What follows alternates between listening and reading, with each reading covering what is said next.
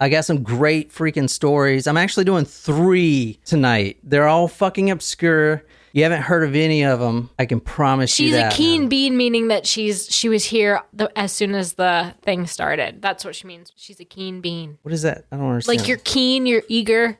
Oh my God, I need to why do I have... Are you crying? I need to sneeze so bad still. Well, do it. Maybe I need to take some like allergy stuff. Oh, like I can't get it together. It was like as soon as I left the car cleaner. Maybe I'm allergic to something that they use to clean the car. I don't know. We're so far behind on our surprise shot, so we will wait until Jen's back. But I have some awesome requests that I cannot wait to try. So I'm pretty pumped. I do have 3 episodes. If you guys want them, we're doing one public, which is right now. If you want them. You're like dangling candy in front of children.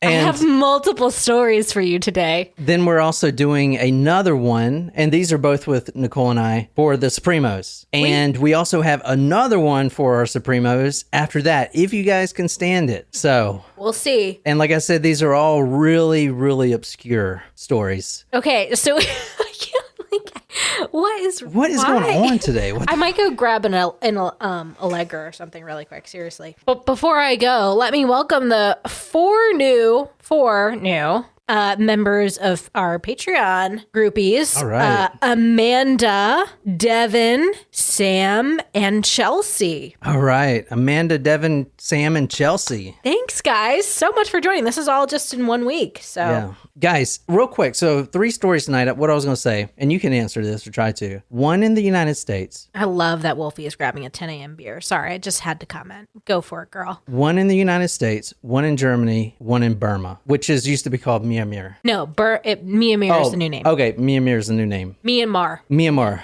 is the new name. You tell me which one of those is the most gruesome. And also, which one of those do I have a very graphic photo, which I'll show tonight? America! Fuck yeah. For the most gruesome? Yeah, why not? We're going to Germany on one of these. You asked my prediction, and I'm giving it to you. I'm just going to say, we do it and do it big. So, which one do y'all think? Out of these 3 stories, the American one, the Burma, which is now called Myanmar. Myanmar, or Germany, which one of those are the most gruesome tonight? They're all very obscure. I really doubt you've heard of any of these, but I researched them all, and like I do, and these things are going to be fun as fuck tonight. So, are we doing a shot? Well, it's not going to be a surprise, but we can. Yeah, let's do a shot let's do it for Tom. Hang on, I got to keep getting up here. Jen will be back next week. She's driving back to Charleston, I think on Wednesday, so she'll be back for Saturday. Heather, send us some stuff for real. Wolfie, why are you doing this? 1102, a P.O. Box 1102, Isle of Palms. Are you fucking kidding me? Blowing your nose, the killer of fucking live stream. Holy shit. They're like, between this and Jen not being here, everyone's like, we're done. We'll come back next week when Jen's back. This shit is barely staying afloat right now. That's why we're trying to just really get into it. It is a different P.O. box than we had before, though, because we forgot about it. So it's 1102. Yeah, can you imagine the new guy that got all of our murder shit? I know. He's like, somebody probably sent him cookies that are moldy, and hopefully they enjoyed it. Fine. All right, let's take this thing. All right. Well, cheers to you, cheers. John. Jen, we miss you. Have fun at the wedding. Jen, have fun at the wedding. You know what? I wouldn't be surprised if she FaceTimes us at the reception while she's wasted. Natasha, you got your cards. Alex, did you get your magazines yet? We sent you a few. I don't know if you got them. You're over in the UK. It might take a while. All right, here you go. Cheers. Ooh, titties. Ugh. You want to take a guess? Woo! I'm not good at that shit. I felt that real afterwards. What is it? That was I don't know what brand it was, but that was a very high end raspberry vodka. It's super fancy. All right. Because you know what? I figure we're too old to be drinking stuff from plastic bottles. Speak for yourself, yo.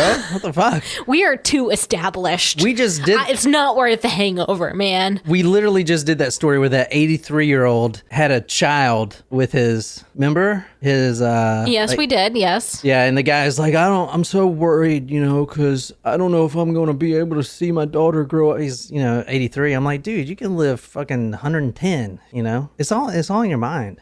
Exactly. That's why I am too old to drink cheap liquor. That's what I'm saying. You're saying that. So you're putting it into your mind that you're too old. I mean it like I fucking deserve some expensive, like, not okay. You know what I mean? Like, it's not something I should be cutting corners on anymore. Kind of like when I was traveling, when I was in, like, studying abroad, like, we could only afford to stay in hostels, but, like, yeah, that's what we would spend. It was like, $20 a night for us to stay because that's where we didn't want to spend the money. But now if I were to travel, hell no, it is the nicest ass hotel I can afford. I will say, if I ever travel and stay in a hostel, I'm going to, I guess there's like a movie night and someone provides the movie. I'm going to show the movie Hostel. Yeah. That's real original. I was really trying to juggle which one I should do tonight. And I was like, you know what? Yeah, let's do the one that has the most gruesome shit in it ever, because I'm like that. I'm like clickbait and shit. Like, that's me, type of shit. We are starting in America. We're staying in America. Oh, wait. So I was right. Well, so I said there was two questions there. I said, which one's the most gruesome and which one do I have the photo evidence of the decedent? Yeah. So there's like two questions there. Okay, never mind. You just continue with your Flonase. I am struggling. Who's in California right now? Has anyone ever been to the San Bernardino Mountains? Is that how you say it? San Bernardino? The rim of the World Highway. This is a 101 miles long crest in the mountains. It kind of what's it called? Skirts. I love that word. Skirts the mountains. So let's go to Google Earth. I'm actually going to show you. I think I know where the spot is. Like the spot we're going tonight, where they found something tossed into a canyon. We're going to the Waterman Canyon. Has anyone heard of that? Mm-mm. I've never been to Cali. And do people say Cali? Or is that just like people that are not from Cali say Cali? It's a ravine. This is where we're going. So let me back out a little bit. Just south of LA here. Yeah, Long Beach, LA. And like I said, I don't know because I've never been. I think the actual spot, guys, is right here because we're going to where it says there's a natural land-made bridge. It looks like we're at like the basin of a valley here. I mean, I guess it is called the Waterman Canyon. Rocky terrain to one side, and then it looks like it's like sloping down. So this is where I think it's at, right here. Near this body of water? Yes. Is that a reservoir, maybe? It says ravine, okay? However, this canyon kind of is very small canyon. And the only thing that I could find in the newspaper, because there was no exact spot, it said a natural land-made bridge. And I was thinking it's this thing right here. So it's off the road and it's not like a real bridge. And it was discovered by hikers where we're going tonight. So I think this is it. We're starting this story January 2nd, 1946. Okay. We're starting with, I didn't make this name up, William C. Williamson. All right. All right. Sounds fucking fake. It does. He is visiting relatives, and he really wanted to take a drive. He wanted to go over the rim of the World Highway, which sounds fucking boring. The rim of the World Highway? What? It's a 101 mile crest along the mountains. It's basically what I just showed you. You saw that road there, right? You saw that winding road. Mm-hmm. That's where they're at. However, in another report, another newspaper, I did see that they were also hiking. So we know it's at least two people. William C. Williamson is the only name that I found in the car, but he was with some friends, relatives, uncles perhaps, and they got out of the car and we're just going to walk up the mountains. They were at the Waterman Canyon, which I just showed you on Google Earth, and they crossed this natural bridge, man-made bridge, and this is 8 a.m. in the morning. And before I rim job highway, thanks for taking it there. Greg Gregerson, what the fuck? Bill Billison. Oh, you guys are funny. Sounds like my kind of highway. Jade Griffith. Oh, man. All right, now I'm pulling a lot of this from old newspapers. So if you want to help me read this, Okay. I think I should read the accents, even though I'm probably going to do them all hickey. Yeah. Yep, definitely. Williamson and Braun clamored from the car to do their share of oohing and eyeing at nature's frightening grandeur.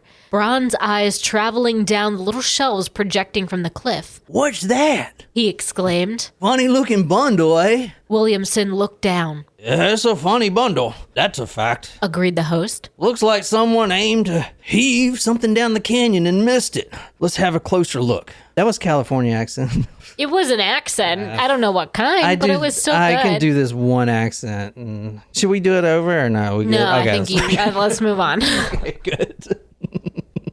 All right, let's move on from that.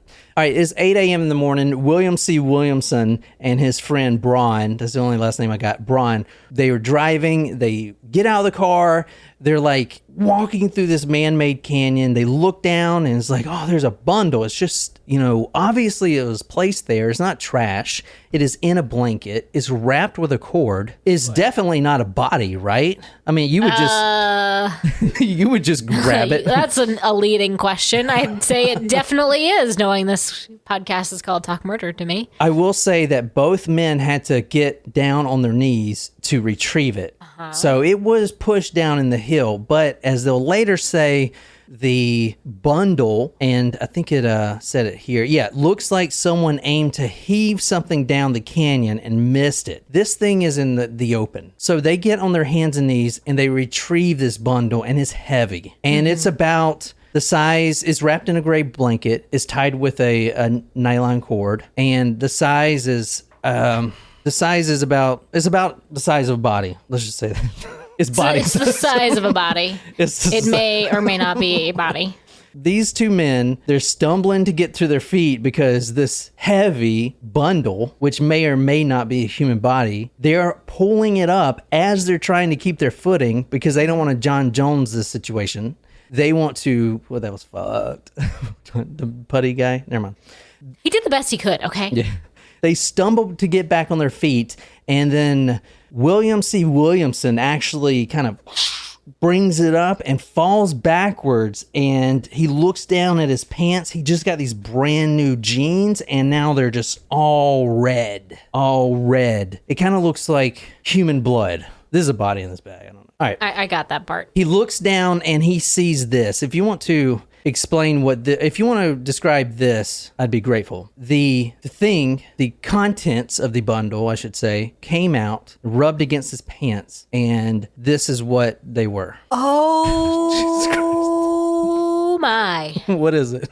Okay, so that is a body with no head, arms chopped at like the wrists, and they are folded across the chest over the breasts, and I can't quite see what the bottom half looks like from here. Are there, feet missing? I don't know. That's a good question. Why would the hands be sawed off? That's weird. It is weird. Do you want to take a guess why? Like the head's also sawed off. Like, you want to start there? Like, why the head's sawed off?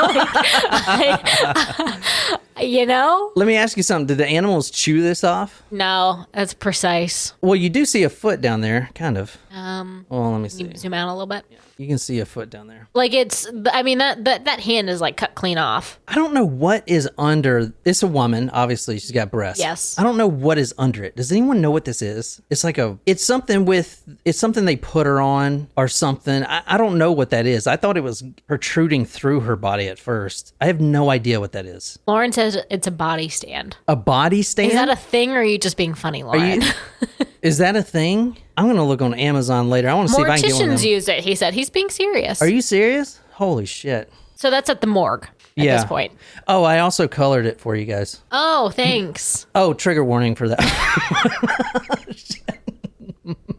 Maybe you can see it a little better. So that is the... It almost looks like there's like something taken out of her shoulder there, but it's hard to tell if that's just more blood. That may actually... She's talking about this right here. Right? Yeah. That may actually be an animal attack. Okay. Well, I don't know because she was in that bundle, but there's nothing in the reports that say that she was injured on that side. You know what? I know what it is. What? And this is fucked up. But now that I think about it, obviously her head was chopped off, Right. or sawed off. Right. I think this was one of those oops, I missed Oh, maybe. kind of Maybe. whacks. Perhaps. All right. So, what do you think about that? Are you So I just want to reiterate, I was right before. with the American thing? Yeah. And I want to reiterate, I asked 2 questions. And is that not a photo of the decedent? This isn't the most gruesome episode. Everyone's rushing to the freaking join us for the next episode. All right, what you just saw, and if you guys are just joining us, this Talk Murder Me, probably should have did this earlier, but we do episodes every Tuesdays and Thursdays at 9 a.m. Eastern Standard Time. Any podcasting app. We also live stream every Saturday at 1 p.m. So, and this will be public. So if you're listening to a podcast right now and you want to see those photos, you can go to the YouTube, the live stream that's recorded, or you can go to talkmurder.com and I'll put those photos on there for you to see. But what you basically were looking at was a headless corpse, a female, quote, the raw stumps where the hands should have been. Raw stumps. That is a good title for this episode. Ooh. Yeah.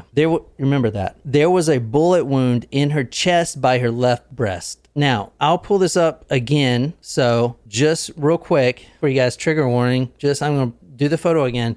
I didn't see any bullet wound in here. I know it's black and white, but it's hard to see.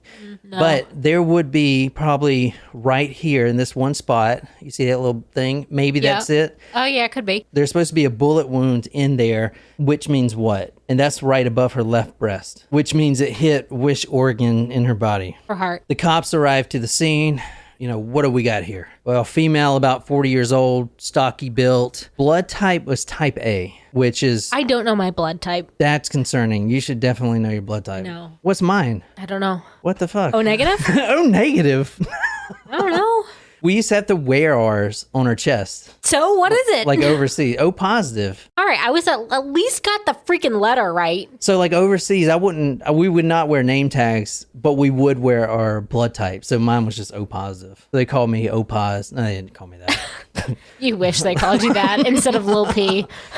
Are you serious? It's because your brother was Big P, not because they were mean in the locker room. Yeah, that's true.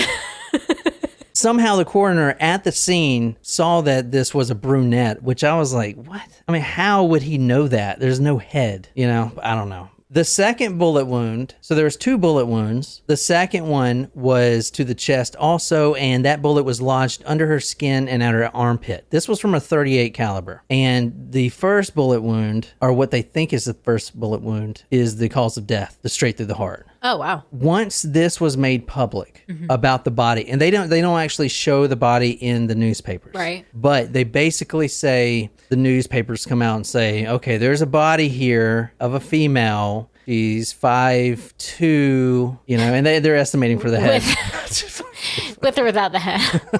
Anyway, this is kind of crazy. I don't know if they still do this, but they put it out there, and then all the house husbands and this is in the 40s, so I don't know if this is a big thing, but if their wife ran away or got abducted or something, like they all go down to San Bernardino and they try to claim the body. So all these guys are looking at the torso here. Okay. And there was nothing else distinguishable about the body. Like obviously no tattoos or anything. Hold on. Ooh. Because you're about to see. Does anyone on live chat want to take a guess of why she would have no hands? And I'm going to give you a second to think about it. There's a specific reason why she wouldn't have any hands. Someone did comment this, so I feel like I'm stealing it, but it was a good one. Fingerprints. Do you remember the Lady of the Dunes? Lauren Roberts first said fingerprints. Nice. She gets the Lauren, credit. nice. Do you remember the Lady of the Dunes? Yes. I think this is like maybe the only story we've done with this, but the Lady of the Dunes was a woman found. She's never been identified. She was headless. She was handless and feetless. Most people, or a lot of the true crime community, believe that it was one of Whitey Bulger's in the Winter Hill Gang. That was one of their calling cards. But the reason you cut off the hands is for fingerprints. Nowadays, you would want to, or someone would want to cut off the feet as well because I was going to ask that, like toe prints. Like, is that a thing? Well, in 1946, No. That's not a thing. But now someone would want to cut off all that. So the head is to get the teeth. The teeth. Dental records. Yeah. And obviously you can identify someone's face. Exactly. So you can identify someone's face, but the dental records are the most important thing. And that's why they cut the head off. The hands, obviously fingerprints, and then the feet now, I'm pretty sure they can do, whatever with the feet. That is why the hands were cut off. A lot of people were looking at this body, a lot of men, especially around the Los Angeles area. Mm-hmm. There was one clerk who his wife had ran away not too long ago, and he actually filed a missing persons report and everything else. And he works at the Los Angeles County Sheriff's Department. Mm. He's a clerk there, and he works there in the substation, which is not the sandwich shop in Walmart. It's an actual police thing. I don't know if you know. I did not. It is also a sandwich shop in Walmart. Got it.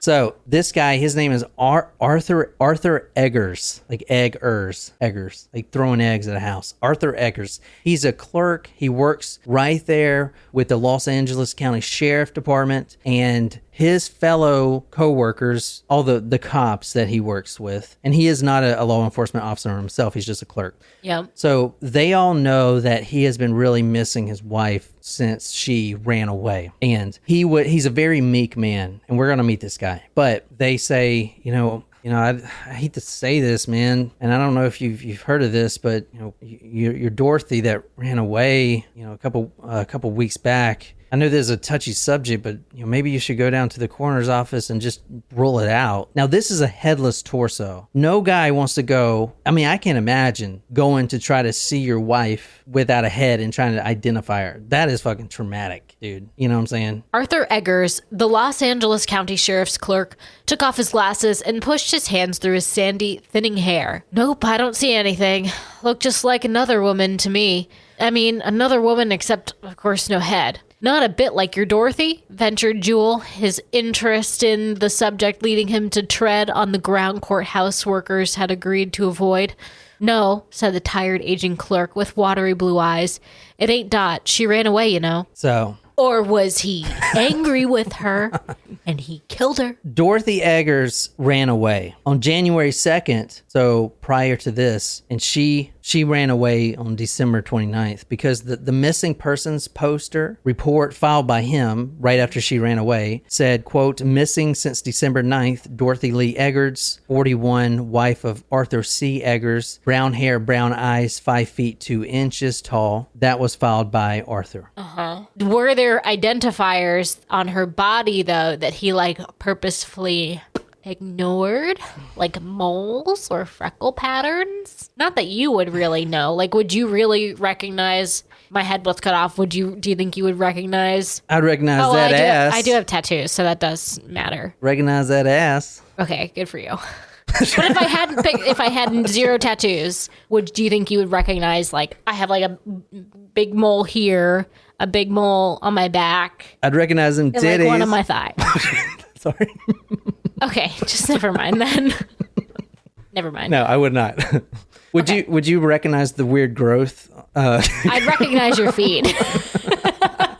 That's fucked up. I would. I would recognize your up? feet. I would recognize your toes. My feet are all bacteria. Well, I know, I know 1 foot, your toenails stay clear, but that one, that big toe. Okay, thanks a lot. What I mean? Yeah, that's nice. No, I'm just saying, that's an identifier. Okay. I mean, assuming you didn't have your Phoenix ironic tattoo. Oh, okay. Well, I recognize one leg on yours is longer than the other. Actually, that's true. And you stumble when you walk. So how does that feel? One leg is longer than the other. That's why my back is fucked up, but it's fine. It's cool.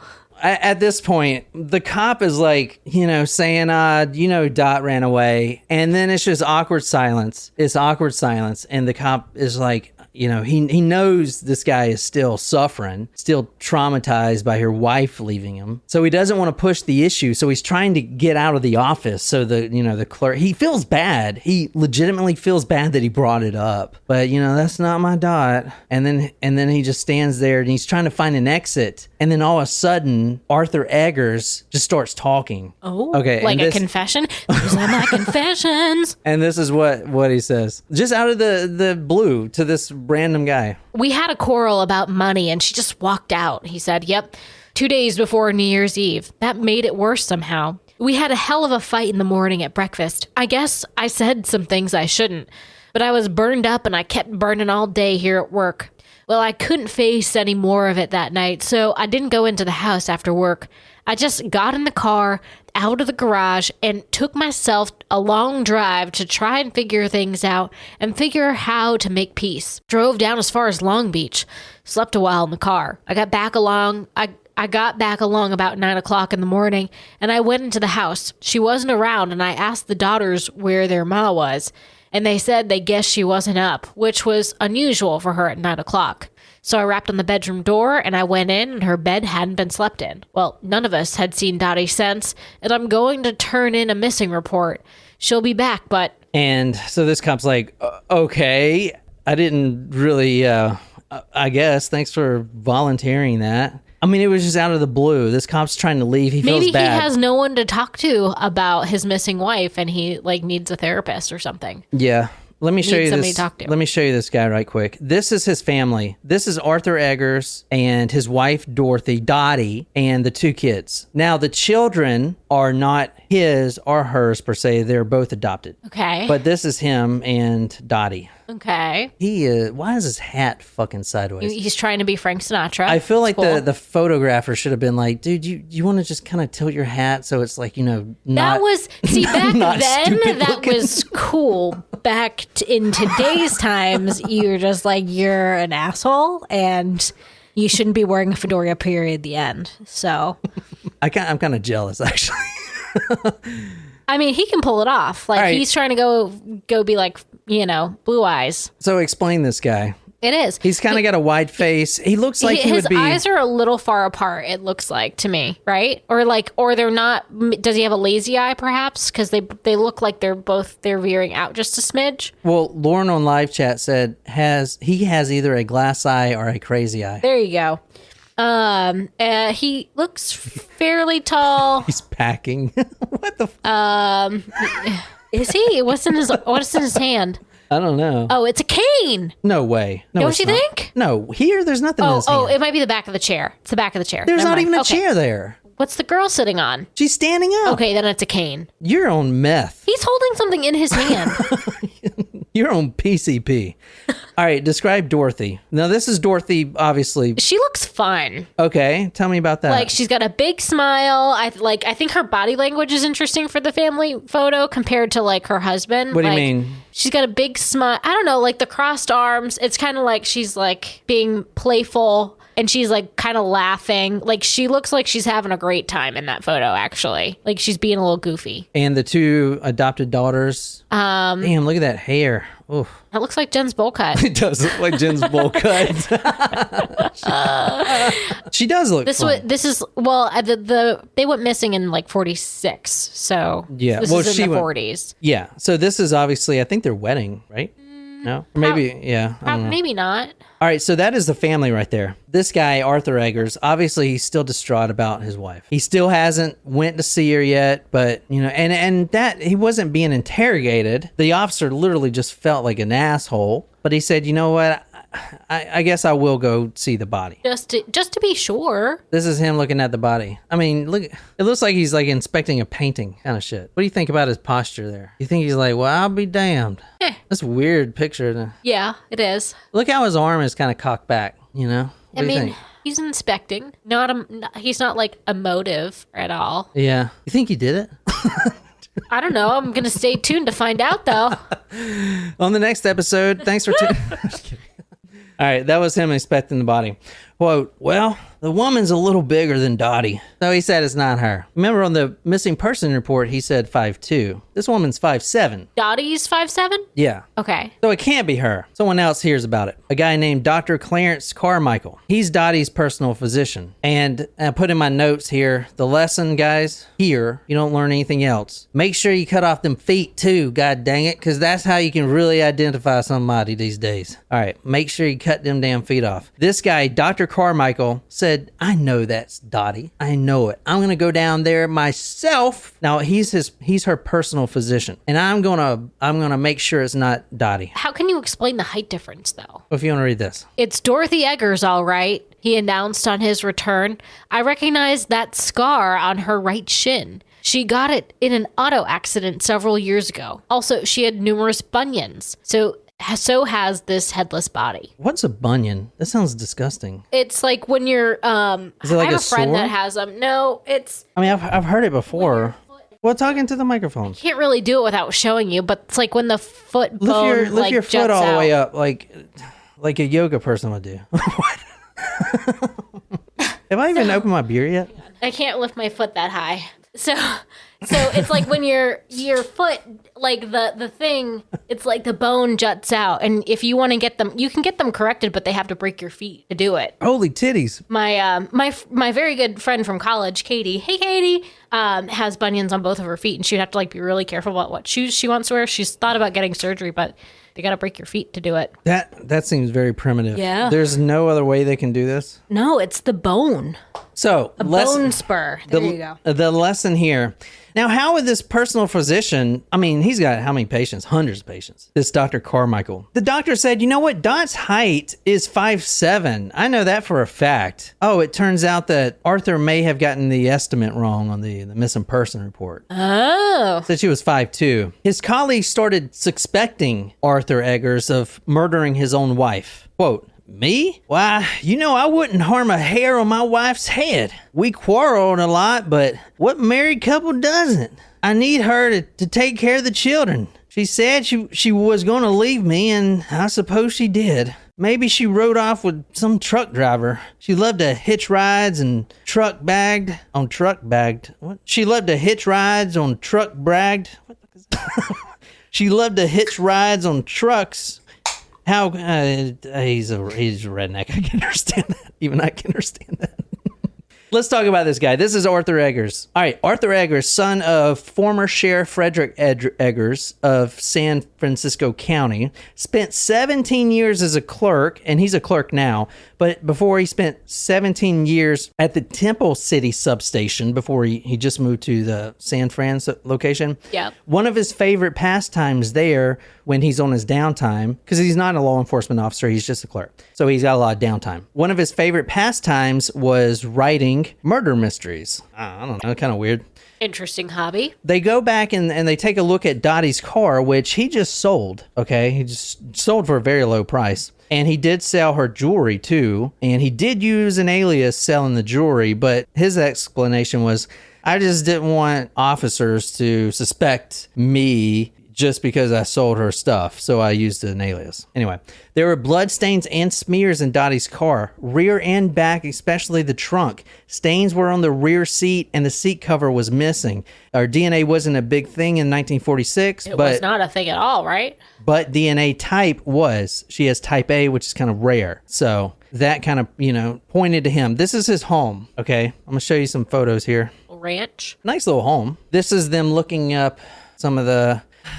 And I think these holes here, now this is the actual photo. I didn't put these arrows in there, but I think because they didn't find anything in here. And what the photo said, this is from the public library in San Francisco Public Library Archives. I think the archives. I think these are just holes they dug to try to find something because there was nothing in here. There's no bones. There's no teeth. There's nothing. So I don't know what the hell they put those arrows there for, but. That's a little bit about the house. That was a 5800 North Rosemead Boulevard. If you want to read this. There were signs of blood in cracks on the bathroom floor, more signs and cracks in the old-fashioned bathtub. There was blood on a pair of Eggers' shoes and blood on a pair of trousers hung in his bedroom closet. In the garage stood Eggers' tool chest, complete except for saws. They could not be found. Also missing from his quarters was a .38 caliber pistol Eggers was known to possess. The clinching clue, the officer said, came from some strands of hair on Dorothy Eggers' bureau. These hairs matched in texture and fiber the strands found on the gray-green blanket in which the corpse had been wrapped. I think you're getting sick. I think I have I'm allergic to something because this just started 2 hours ago. As I said, this is the adopted daughters. I'm just gonna show you one more photo. That's them, 11 years old. Well, that's just the 11-year-old, I think. There was one 11 and one 19 years old at the time. They were presented the blanket. Remember the blanket that the torso was wrapped in? Right. And they said, "Oh my God, that's my blanket. I've been looking for that shit." Oh, well. Yeah. Yeah, case closed. So Arthur Eggers was arrested on January 22nd, 20 days after the body was found. He says, "That wasn't the blood in the bathroom or on my shoes. Dottie had a bottle of food coloring and one day got sore and threw it into the wastebasket in the bathroom. The cork came out and some of it got on the linoleum and I guess on my shoes too. And I didn't get blood on my pants. If I had, I'd wash them. The blanket? Them girls are lying or mistaken. We never had a blanket like that." So this guy's just fucking making up shit. Yeah. I mean, nice try, though. Good effort with the hands. Where'd he put the hands in the head? All right, I'll tell you. And we're kind of wrapping this up. But before he did confess, let me tell you a little bit about their relationship. Arthur Eggers, as you saw him earlier, and let me see, you remember what he looked like, right? This guy right here. Obviously, everyone thinks he's the killer. And I'm pretty sure he is, so... He's a very meek man. That's the perfect word, and I've seen that a lot in the newspapers. Very meek. Very kind of passive and just kind of squirrely, I would guess. But anyway, a little bit about the relationship. He was not at all respected by his wife. Dorothy married him for pity. Wow. Not only did she have numerous affairs, but she did it openly. And not only openly, like, "Oh my God, you caught me, fuck. Oh no, shit." But it was like, "Yeah, I'm having sex with him." And then she would talk about the details. All the salacious details. "Yeah, he bent me over his caddy and rode me like a racehorse." All this shit, like on my face, all kinds of shit. Boy. Now, she is saying all this stuff. Why did she marry him? Was there a reason? Is he wealthy? No, that was a nice home. And I mean, I don't know why she married him. I mean, it's what?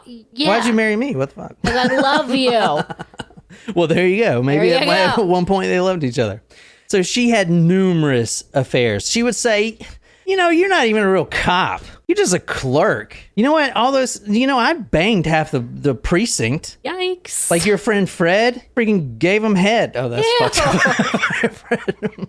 Stop. That was gross. That was gross. She says, "You're a disgrace. I married you out of pity. You can't even get me pregnant." Remember, those were the adopted children. All right. "You can't satisfy me. I don't love you." On December 29th, he comes home from work, 9 p.m. He's working all day as a clerk, comes home. He's tired. He's ready to put his hat on the thing and kiss his daughters goodnight and maybe play some Nintendo Wii or something. And he pulls in and he sees a silhouette of a man leaving the window. Obviously, she's cheating on him. This man, as you're about to hear, was someone that he knew. Uh-oh. He said this. Was it the guy that told him he should identify the body? No. Close though. "Well, I'm going to fix that old doctor from ever coming back here again." Oh, snap. The personal physician. The one who was convinced it had to be her. Dottie. That's my Dottie. Oh, wow. Yeah. That's how he knew everything. Knew about her bunions, her scars. Snap. Wolfie, you called it. Is it the doctor? She got it. Holy shit. Nailed it. He grabbed the gun out of the chiffonier. I don't know what that is. Chiffonier. Fancy. Dorothy stepped into the hallway to intercept him. He tried, and this is from the Peoples versus Egger report from the court. He grabbed the gun, and she tried to get out toward the front door, and she struggled with him. After some struggling, they worked their way to the bathroom. Quote, "I was trying to shove her away," he declared, "and she was trying to pull me, and then we both fell in the bathroom and the gun went off." That's what he said initially, right? Obviously, that didn't happen. Did he also magically slip and cut off her head and then hands? Oops. Well, here's the thing. Now, he's went through numerous confessions, but we finally got it. Here's what happened. Everything did happen, yes. He comes in there after the man leaves, and she was, he's like, "What the fuck? Who is that?" And, a normal couple, woman or man, would be like, "There was no one. She's sitting there butt-ass naked. "Oh, yeah, he just fucked me. I don't know why he left so quick. I guess he didn't want to see you." She is that type of person. "Yeah, I fucked him. What the fuck?" She's like putting on her clothes slowly. Seriously, She started laughing. It's in the police report. She started laughing at him. Okay, do you think that's actually true? Or is that what he might just be saying to justify his actions? Here, you tell me. He accused her of adultery. She laughed at him, he said. We started to fight, and we fought all the way down to the bathroom. I hit her in the face, and she fell, stunned into the tub. I ran to my bedroom, got my gun, returned and shot her twice. Eggers said his daughters slept through the noise. I was so damn mad I cut off Dot's head and hands. I packed it all in a car and threw it away along with the dirty saws and the gun a few miles from Waterman Canyon. She laughed at him. I mean, yeah, dude. I know, but is there anyone else a witness to that? All right. You know what I mean? Well, like, could some of that be fabricated to be like show it was a fit of rage that caused him to do it? Like, I get she was actually having an affair because the doctor figured this out. Like, that part we actually know. The doctor was getting out of the house. Yeah, I know. And he was able to identify the body because he knew the body pretty well. Yeah, and he was like, well, she went missing right after I left her house. Right. So that's kind of weird. But, like, do we... Yeah, I'm just saying, like, planting a seed of doubt in all of her behavior. Like, that may not be true. No, it's very well documented that she was having extramarital affairs and treated him... Yeah. Okay. The whole precinct knew. They felt sorry. This is a guy everyone feels sorry for. Okay. It's like you go into your office and some guy's wife is just cheating on him all over town and you see her, all over. You know what's fucked up? I want to say something right quick. Do you know, so I was stationed in Fort Bragg. The bars and stuff, the nightclubs, the bars, the whatever, the times that they were really packed was right when the 82nd leaves. Oh, that's so fucked up. Yeah, when the 82nd deploys because those housewives are filling up them bars. If you don't believe me, I mean, and you go into because this happened to me once. I fucking hate it, but I didn't know. You go into the house, there's like no photos of anything, Like, that's kind of weird. And then the next morning, it's like, you take what's this photo that's been turned down? It's a wedding photo. Yeah. Yeah. Oh, I guess, I feel like a dick. They did find the gun and the saws. The gun and saw were found by following the directions given in his statement. Upon the gun, there was a fatty, greasy substance in human blood. There was also numerous bits of tissue, bone, and fatty debris. One piece of bone, a rather large fragment, was forcibly wedged between the clip and the frame. The gun also had his initials engraved on it. Where's the head? He said he was so goddamn mad that he burnt the head. He said, I was so damn mad that I cut off Dot's head.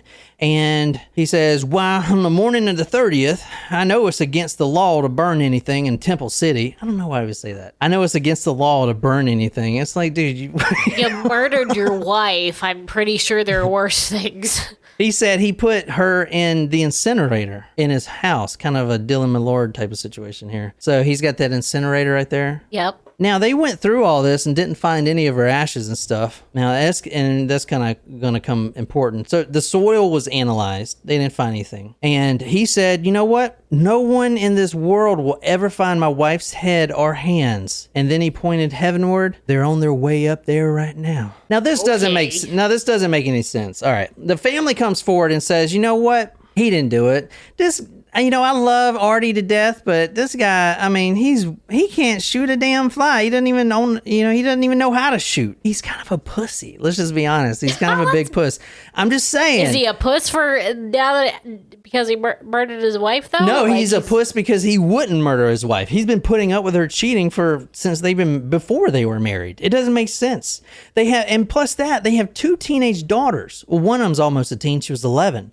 Is a very small house. Plus, they had one boarder at the time, a Leslie Loomis. One boarder, 2 daughters. How is this fight going to happen? They don't know anything about it. This is 9 p.m. 9 p.m. And he shoots her wife, cuts her up. The family comes forward and says, hold on a fucking second. That shit don't make any damn sense. Arthur is just he's just a weirdo. Of course he's going to confess to it. He's a fucking weirdo. I mean, we love him, but geez, look at him. Seriously? Look at the guy. Mr. and Mrs. Henry Lee, his brother-in-law and sister-in-law. Why, we went to a family party at the Eggers on Christmas Day, and they were both in fine spirits. Art was a mild fellow, simply passed it off when Dorothy got angry. Dorothy was one who had the temper. And Art's mother-in-law, 70-year-old Mrs. Marylee, said, I can't believe it. They had their quarrels, but I don't think Arthur would do a thing like that to Dorothy. Loomis, the boarder, also disbelieved Arthur's confessions. Art acted quickly, said Loomis, but if he did this, it will be the first time he ever finished anything he started. What a bitch. That's a dig. I know. No shit. There's no way he did this. All right. Here's the truth, he said. Here's what really happened. Yes, I came home. I saw the doctor. He was running. This was 9 p.m. But on that night, the girls were at a movie. All right. Well, okay, even when they got back, they had this routine, or they always tell their mama good night, and even when they got back, they told her good night. They opened the door, and at this time, she's sleeping in her own room, in her own bed. So that's kind of the relationship. They come back, open the door, good night, Dottie, good night, Mama. Close it quietly, maybe she's already sleeping, and then they go to bed. That happened that night. Wow. So how did this all happen? All right, well, everything I said happened, but the girls were at a movie, and the boarder was on her own date. So after I shot her, I went into her room, turned off the lights a little bit, maybe a little candle or whatever, threw her body in the bed and kind of covered her up so you can't see the blood or anything, and kind of made it look like she was sleeping. And then after the girls came in, they opened the door. Good night, Dottie. She's dead in the bed, already dead. I mean, still with her head and everything, but they just think she's alive, but she's been dead for like 2 hours. So check that off the list. Remember, this guy's a murder mystery writer, so he would know how to kind of do this stuff. Yep. He waits at 2 a.m. and then he starts the sawing. Sawing that head straight off. Now, there's a lot of support behind him, but obviously everyone knows he did it. I mean, you know what I'm saying. Nevertheless, the frail, bespectacled clerk went to his death in the San Quentin prison lethal gas chamber last October 15th. His last words were, shot her, I may have, but I never cut her up. Oh. Yeah, he did. I know he did. He's just trying to be like, it was bad, but it wasn't that bad. Oh, shit. Anyway, what do you guys think? That's the story, man. That's the Arthur Eggers story. Kind of crazy. Yeah, that was interesting. That's definitely a very graphic photo. Yep. And that is one reason I did the story. I'm not going to lie. That is the reason I did this. I was drawn to that. But guess what? We have 2 more stories. Sweet. We're going to Germany. Perfect. This is a fucking nuts case. I wish you told me before. I would have gotten some pretzels or something. I'm gonna give you guys. I could have made Wiener Schnitzel again. I'm gonna give you guys a little hint about the Germany story. The 10 Commandments. Ben-Hur, the 10 Commandments? Or Ben-Hur? Isn't that the movie? That's like Moses and shit. Yeah. He's up on the mountains. This is like a movie, kind of like Ben-Hur. He's up on the mountains and he's got that book and he's like opening. Yeah. And it's not a book, it's a tablet. You are a heretic. Oh my God. You, straight one-way ticket to hell. Anyway, we're doing crazy story on that. And then also, if you guys want me to continue, I have a crazy story. We're going to be talking about cannibals that are also monks. Fucking nuts. Oh, monk cannibals. I wish you told me. I would have gotten some Trappist beer. Damn it. Anyway, if you want to stay on for that, if you're not a Tacos Primo, talkmurder.com/join, we'd love to see you. We're going to I'll make sure the link works this time. Don't worry. It was a little, it was the scheduled post on Patreon didn't work. I had to go back in there. So we will make sure that, what was I going to say? Anyway, if you guys like this episode, these will be out on Tuesdays and Thursdays, 9 a.m. Eastern Standard Time. We live stream every Saturday at 1 p.m. Eastern Standard Time. As I said, we're going to continue on with this. If you like this, stay with us. And these next episodes are kind of like one-on-one. We really interact with you guys out there, and it's a fun time. So talkmurder.com/join if you want to support us with that. But we're going to take about 10 minutes, and that's all I got here. So until next time, good night. Good night, you lovely, lovely people.